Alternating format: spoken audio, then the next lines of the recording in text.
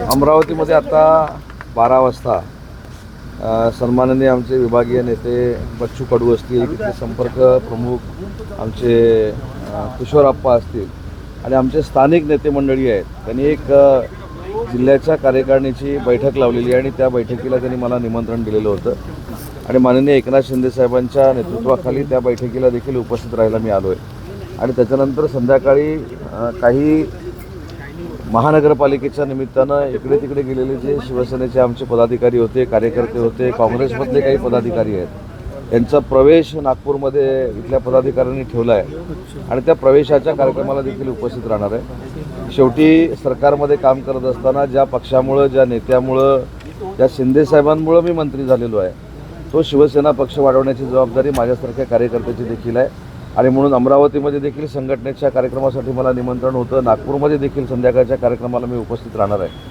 आणि या 2 कार्यक्रमासाठी आज मी आलेलो आहे। संजय दिना पाटील यांचं कालचं जो वक्तव्य पत्रकारांबद्दलचा होता त्याच्यावर विविध पत्रकार संघटनांनी आक्षेप घेतलं। आज त्यांनी दिलगिरी जी व्यक्त केली त्याची पण भाषा जी आहे ती दिलगिरी कमी आणि मगरुरी जास्त वाटते। नाही, संजय दिना पाटलांना जर तुम्ही जवळून बघितलं तर त्यांचा वागण्याची पद्धतच तशी आहे, त्यांची बॉडी लँग्वेजच तशी आहे, परंतु आज त्यांनी जाहीर पद्धतीनं दिलगिरी व्यक्त केलेली आहे। त्यांनी पत्रकारांच्या बाबतीमध्ये जे काय बोलले त्याचं पक्षानं कुठेही समर्थन केलेलं नाही, त्याच्यामुळे संजय पाटील यांनी स्वतः दिलगिरी व्यक्त केल्यामुळं मला असं वाटतं की तो विषय सगळ्यांनीच थांबवणं गरजेचं आहे। संजय पाटलांसारखा जीवाला जीव देणारा मित्र देखील असू शकत नाही, त्याचा अनुभव मी देखील गेली 25 वर्ष घेतलेला आहे। आम्ही वेगवेगळ्या पार्टीमध्ये असलो तरी पूर्वीपासूनचे मित्र आहोत। मी देखील काल त्यांच्याशी चर्चा केली, स्वतः साहेबांनी त्यांच्याशी चर्चा केली, साहेबांनी त्याच्यावर खुलासा केला आहे, संजय पाटलांनी दिलगिरी व्यक्त केलेली आहे। त्याच्यामुळे माझी देखील आपल्याला विनंती आहे की भविष्यामधनं राजकारण करत असताना त्यांच्याकडनं अशा पद्धतीची भूमिका परत घेतली जाणार नाही, अशी देखील चर्चा साहेबांनी त्यांच्याबरोबर केलेली आहे। पण त्याच्यामधलं एकच महत्त्वाची गोष्ट की ज्या फेजमधनं आम्ही 4 वर्षापूर्वी गेलो, आम्ही 4.5 वर्षापूर्वी गेलो आणि त्या फेजमधनं जात असताना शिंदेसाहेबांचं नेतृत्व कुणीही स्वीकारलं की त्याला आई बहिणीवरनं शिव्या घालायच्या, त्याला मर्डर करतो म्हणून सांगायचं, त्याचा कोतळा काढतो म्हणून सांगायचं, त्याला तुडवतो म्हणून सांगायचं। शेवटी आम्ही पक्षांतर करणं, आम्ही आमचा विचार बदलणं हा डॉक्टर बाबासाहेब आंबेडकरांच्या घटनेनं दिलेला आम्हाला अधिकार आहे। त्या नियमात बसून जर आम्ही संविधानाचा आदर करून जर दुसऱ्या गोष्टी करणार असू तर त्यांची आई बहीण कशाला काढायची? तर सुरुवात कुठनं होते ही देखील विचार करण्यासारखी गोष्ट आहे, परंतु कदाचित हा सगळा राग आपल्या सगळ्यांवर निघाला असेल। त्यांनी स्वतःहून दिलगिरी देखील व्यक्त केलेली आहे। आज ते आमच्या पक्षाचे खासदार आहेत आणि त्यांच्या वक्तव्यानं अनेकांची मनं दुखावलेली आहेत, पत्रकारांची, याची देखील मला कल्पना आहे आणि म्हणून त्यांचा स्वभाव तसा नाही आहे, ते अतिशय दिलदार मित्र आहेत, तरी देखील त्यांच्या बोलण्यानं जर कोण दुखावला असेल तर मी माझ्या वतीनं देखील दिलगिरी व्यक्त करतो। ऑपरेशन टायगर पुन्हा आमदारांच्या बाबतीत एक ऑपरेशन टायगर 3.0 ची चर्चा व्हायला लागलेली आहे आणि काही आमदार या अनुषंगाने ठाकरे गटाचे एकनाथ शिंदे यांना भेटले अशी पण चर्चा होत आहे। नाही, operation number 1, operation number 2, operation number 3 याच्यापेक्षा रोजच पक्षप्रवेश शिंदेसाहेबांच्या नेतृत्वाखाली मुंबईमध्ये होत आहे। त्याच्यामुळे तुम्ही प्रत्येक ऑपरेशनला आता नंबर द्यायला गेला तर दर दिवशीचं एक ऑपरेशन असं 365पर्यंत नंबर तुम्हाला द्यावे लागतील, परंतु आमदारांचीच जर इच्छा असेल, महाविकास आघाडीच्या आमदारांचीच इच्छा असेल की आम्हाला एकनाथ शिंदे साहेबांचंच नेतृत्व स्वीकारायचं आहे तर मग ते आम्ही का नाकारावं आणि त्याच्यासाठी ते जर पक्षामध्ये येणार असतील तर त्यांना येऊ नका म्हणून काय सांगावं। पण ही परिस्थिती आणि हे वातावरण महाराष्ट्राच्या लोकप्रतिनिधींमध्ये निर्माण झालेलं आहे, हे नाकारता येत नाही। मग विजय वडेट्टीवार शिंदे गटात प्रवेश करणार अशी जोरात चर्चा सुरू आहे, काय खरं आहे का? तुम्ही इकडे आहे म्हणून सांगतो।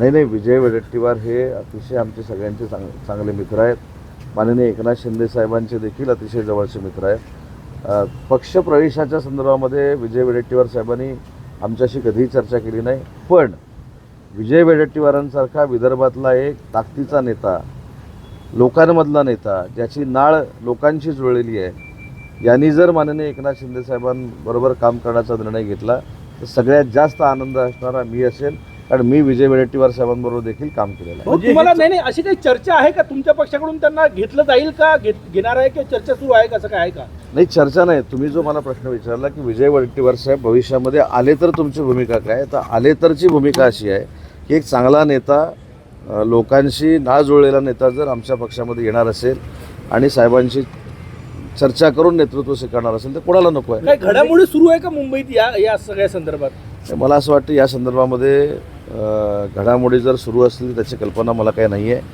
मुंबईमध्ये घडामोडी सुरू असताना मी कदाचित विदर्भामध्ये असेल आणि म्हणून अमरावती आणि नागपूरच्या कार्यक्रमासाठी मी विदर्भामध्ये आलेलो आहे. इथून पुढचं ऑपरेशन हे काँग्रेसच्या बाबतीत असू शकतं का? म्हणजे आता जर तुम्ही स्वागत करणार असाल वरती, नाही, ऑपरेशन म्हणण्यापेक्षा कुठच्याही महाविकास आघाडीतल्या पक्षामधले नेते मंडळी जर शिवसेनेमध्ये येणार असतील तर त्यांचं आम्ही स्वागतच करू ना, पण कुठचंही ऑपरेशन सुरू नाही आहे. संजय दिना पाटलाबद्दल भाजपच्या एका आमदारानं याला विरोध केला होता की आमदारांचं जे आहे ते ऑपरेशन राबवू नका, कारण मग जागा वाटप असेल, निधी वाटप असेल, याच्यासाठी अडचण होईल. तर या संदर्भामध्ये भाजपाचे नेते, मुख्यमंत्री आदरणीय देवेंद्रजी फडणवीस साहेब, आमचे मुख्य नेते आणि पक्षप्रमुख एकनाथ शिंदे साहेब आणि सुनेत्रा वहिनी हे तिन्ही नेते बसून त्याच्यामध्ये निर्णय घेतील.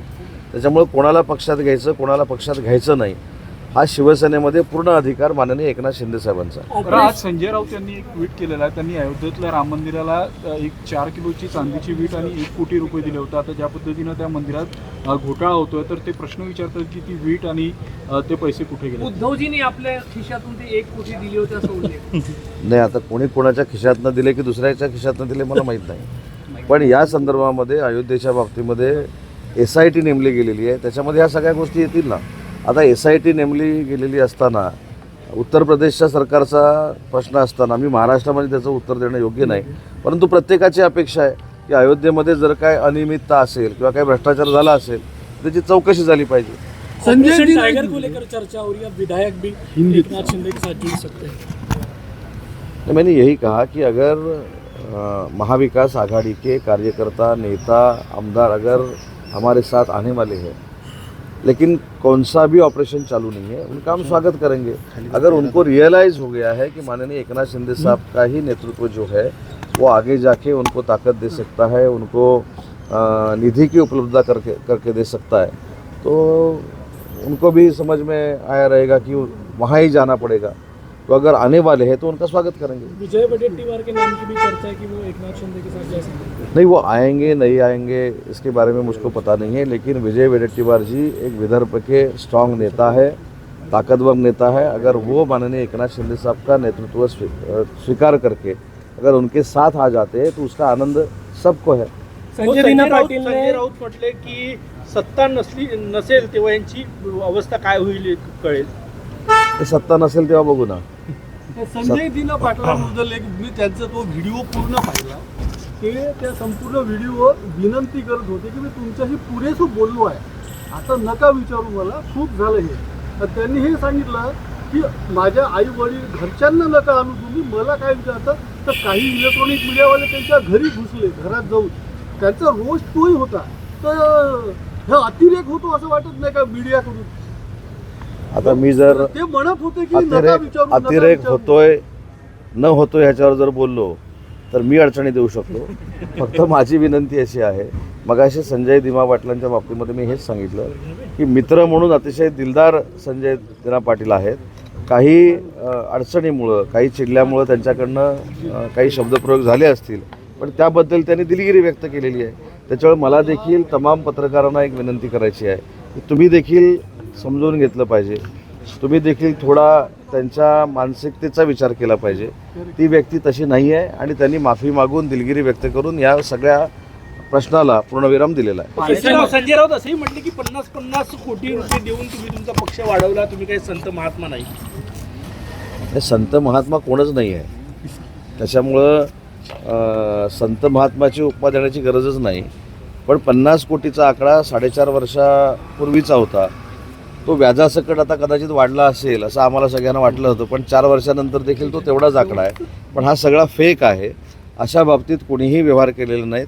साहेबांच्या नेतृत्वावर, शिंदे साहेबांच्या नेतृत्वावर आकर्षित होऊनच या 6 खासदारांनी शिवसेनेमध्ये प्रवेश केला. सर, संजय दिना पाटिल ने वो जिस तरीके से सफाई दी, दिलगिरी भी व्यक्त की, उसके बाद भी उनकी भाषा को लेकर सवाल उठाए जा रहे हैं. नहीं, आप अगर उनको मिलोगे तो बचपन से ही वो ये उनका व्यक्तिमत्व ही ऐसा है, लेकिन वो बहुत दिलदार एक दोस्त है और उन्होंने अभी दिलगिरी व्यक्त की है.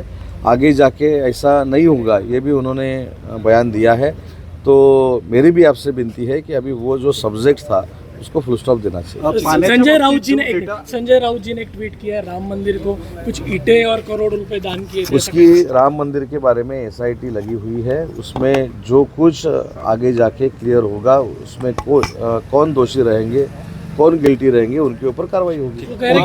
उद्धव ठाकरे आज पाण्याच्या बाबतीत डेटा सेंटर सुरू करतात, त्याला सुधीर मुनगंटीवारांनी विरोध केलेला आहे। इतर देशांमध्ये जेव्हा असे प्रयोग झाले ते अयशस्वी ठरला तर त्यांचं म्हणणं 2023च्या कायद्याप्रमाणे जर आम्ही डेटा सेंटर करायला गेलो तर सुधीर भाऊंच्या मनातली शंका ही योग्य आहे, परंतु 2024ला जी ग्रीन डेटा सेंटर पॉलिसी आली त्याच्यामध्ये ह्या सगळ्या गोष्टी इन्क्लूड केलेल्या आहेत आणि MMR रिजनमध्ये होणारा डेटा सेंटरचा जो काही प्रकल्प आहे तो 100% सांडपाण्याचं तरसरी करून तरसरी प्लांट लावून तेच पाणी डेटा सेंटरला वापरावं अशासाठी ॲमेझॉनसारखी कंपनी असेल, त्याच्यानंतर ब्लॅकस्टोनसारखी कंपनी असेल, हे 2-2 हजार कोटी रुपये खर्च करायला तयार आहेत। तरी देखील या सगळ्या शंका कोणाच्याही मनात राहू नये यासाठी अनिल काकोडकरांच्या नेतृत्वाखाली समिती स्थापन करण्याचा निर्णय आम्ही घेतलेला आहे आणि या समितीचं अध्यक्षपद अनिल काकोडकर साहेबांनी स्वीकारावं अशी त्यांना आम्ही विनंती करणार आहोत। उद्धव ठाकरे आज बागी सांसदों के इलाकों का दौरा करते हैं, इस दौरे को कैसे देखते हैं आप?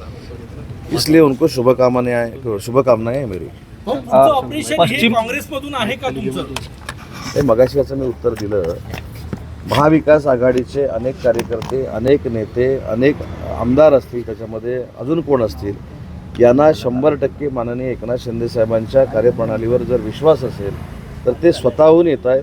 त्याच्यामुळं ऑपरेशन कुठचं टायगर राबवायची गरज नाही आणि जर ऑपरेशन टायगर राबवायची गरज असेल तर तुम्हाला 1, 2, 3वर थांबता येणार नाही। दररोज प्रवेश सुरू आहेत, त्याच्यामुळे 1, 2, 1, 6, 365 365 दिवसापर्यंत हे ऑपरेशन राबवावं लागेल। उद्धव ठाकरे